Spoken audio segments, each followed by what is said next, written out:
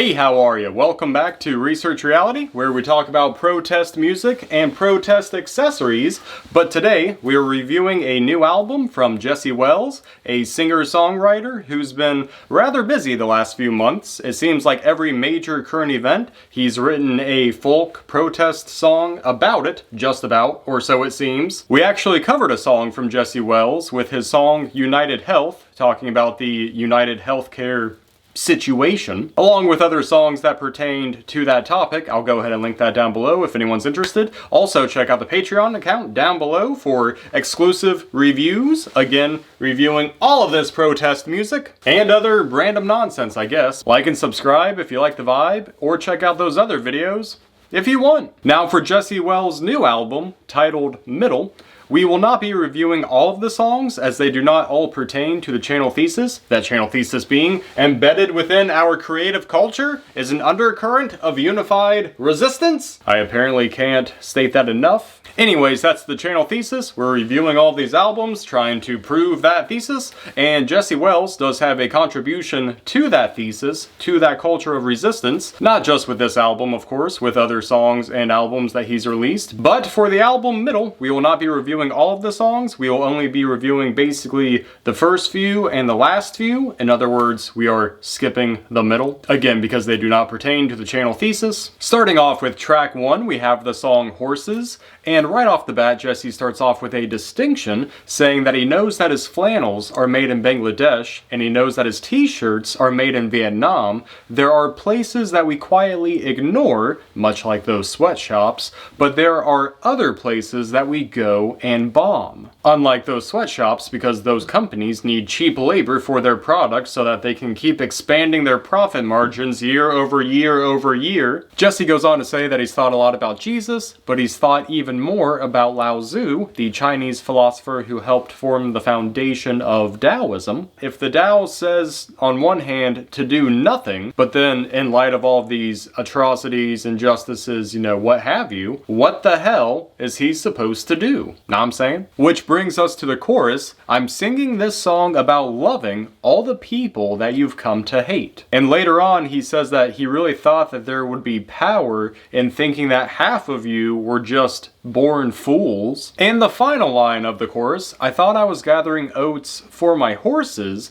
but it turns out I was getting by whipping my mules. Which I think is a pretty powerful line given the context of the song. I thought I was doing something good, but it turns out that good thing actually had a cost to it. And the second verse is good as well, talking about the stars in the sky burning, unbeknownst to me, but also, I wish I would have paid more attention to the bigger things I didn't see, where just before that, he was talking about books that he never read or places that he's never been, implying that he could have learned more had he just taken the time to discover it. And later on, there's a description about how, in the walls of his mind, there are bricks that are so thick that they don't make sense, but life is pretty short, and there are many forks in the road, so he takes them down while he has the time. So I think that what Jesse's getting at is that in his head, he has many thoughts that are essentially obsolete. Again, these bricks are so thick, they're so stubborn, that he has to take the time to remove them, going along with the theme that you should always question your own beliefs as you should question everything. Maybe you've grown out of that way of thinking. And also within the context of the song, following the theme that, you should read those books that you want to read, you should visit those places that you want to go. So that was track 1. Now moving on to track 2 with the song Certain. There's a line about becoming what you hate if you strive to replace what you hate. Sort of the whole die a hero and or live long enough to see yourself become the villain. There are many examples, unfortunately, be it revolutions or any kind of positive change, only for them to become either the same monstrosity or something even worse. Not great. That line, you'll become what you hate if you seek to replace what you hate. If we focus more on what we love, what we cherish, what we want to preserve, it seems like that might be the more positive way of going about making change. And I guess that's why I hype up this wall so much, because I love this wall. I love all of this music on this wall, and it's all interconnected in the sense that each album has at least one song that pertains to that culture of resistance. Therefore, with all of those common themes and all of that concurrent trajectory. I mean, it might sound cliche, but if we amplify what we love more than what we amplify with hate, what? The algorithm's just showing you hate content because it gets more engagement, it gets more clicks, then you get to sell more advertisements. System of a Down has a number of songs talking about advertisements, and you can see that highlighted in our videos reviewing those albums. But like, there's a million channels out there that are trying to convince you to point your finger and hate something and why you should hate it. But hey, like and subscribe for more hate content. Anyways, we got way off topic. So there's another line on this song Certain that does correlate with what we were just talking about,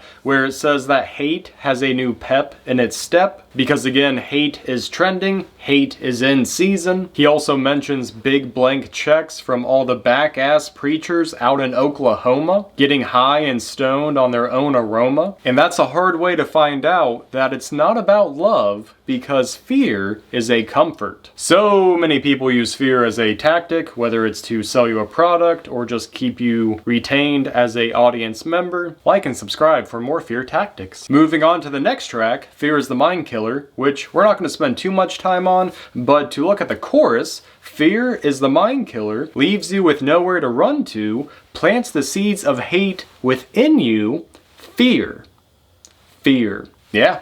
Don't let it keep you pinned down. And skipping all the way down to the track War is a God. This is definitely my favorite track on the album. If I had to recommend only one track from this album, it would definitely be this one. So the song plays with this idea that mankind doesn't make war because war is always there. It's always lying, waiting. It just needs our mud, blood, guts, guns, and hate. So the song plays with this idea that mankind doesn't make war because war is always present. It's always lying, waiting. It just needs our mud, blood, guts, guns, and hate. And the god of war will be nurtured. There's another line about war calling us by name, and that the winners come to lose their souls, and that the losers come to die in vain. Pretty solid line if you ask me. And a little further down we have a plea saying that it doesn't matter who was here first or last, who did what when, all that matters is that we are here now.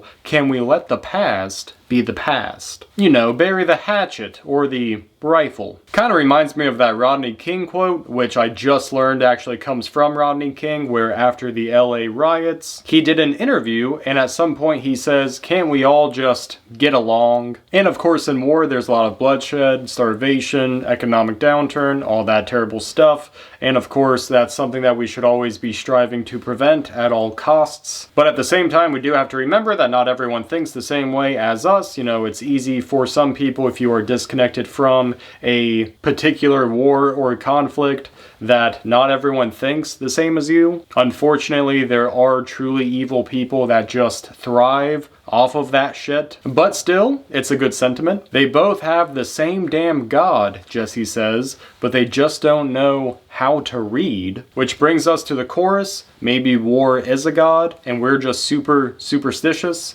It's going to take a lot of blood, cause boy, we are religious. Yes, humanity is very religious about its wars. Like and subscribe for more wars. Okay, maybe not, but definitely like and subscribe. And another line where Jesse says, maybe man doesn't make the war, maybe war is just a god, and every bullet, every bombshell, meditations thrown aloft, bloodshed and starvation, bloodshed and pain, we all got the same damn God, we just call it different names. Now, it may seem apparent to some, but there are a lot of undertones from the Israel-Palestine conflict in this song, and Jesse has made other songs on that topic. And the final verse of this song I think is very interesting in that context, because I'm pretty sure that he's talking about Sinwar, the former head of Hamas, and the IDF actually released drone footage of Sinwar's last moments, which I think Jesse is actually describing here in this final verse, where he says, I saw a man who made a war, his right hand blown apart,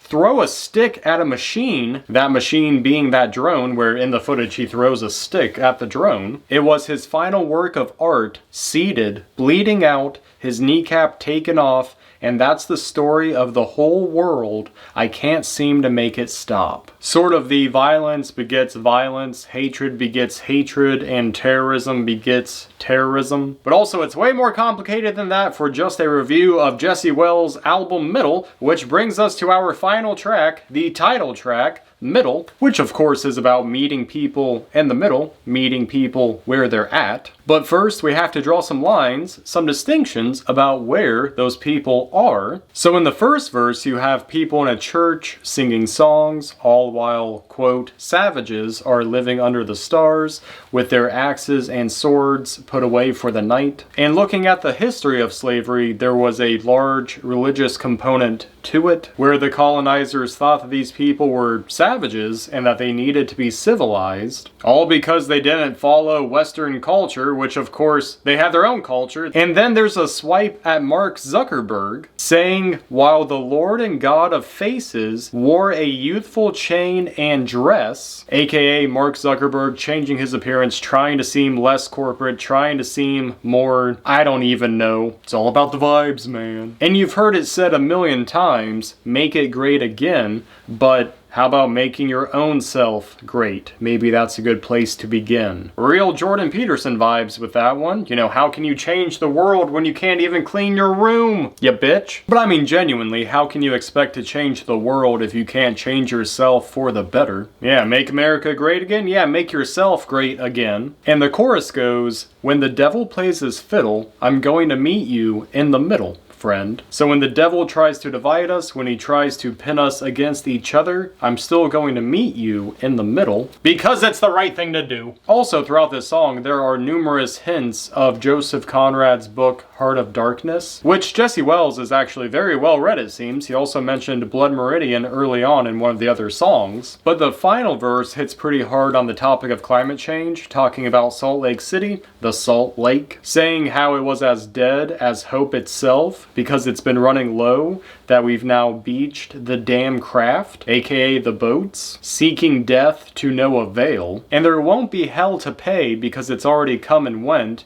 and there's no one left to kill, there is only sand, and that is that. And that is also the conclusion of Jesse Wells' new album, Middle. I think this is the first non-hip-hop / metal review, and Jesse Wells will be on the wall very soon, but this album definitely has a lot of themes of war, of love and hate, trying to get along with people as best as you can, trying to meet them where they're at, while also understanding that you might have some preconceived notions or just some thoughts that if you did a little digging, if you read some books, if you did a bit more traveling, you might expand your mind and then remove those bricks from the walls of your mind. And definitely check out that song, War is a God. That is definitely my biggest recommendation from this album. So let me know what you thought of this review, what you think of Jesse Wells, what you think of his album. What album would you like to see me review next? There are plenty of albums to choose from. And as always, guys, thank you so much for watching. Like and subscribe if you like the vibe. Check out those other videos on the channel if this interests you at all. And until then, guys, we will see you on the next video.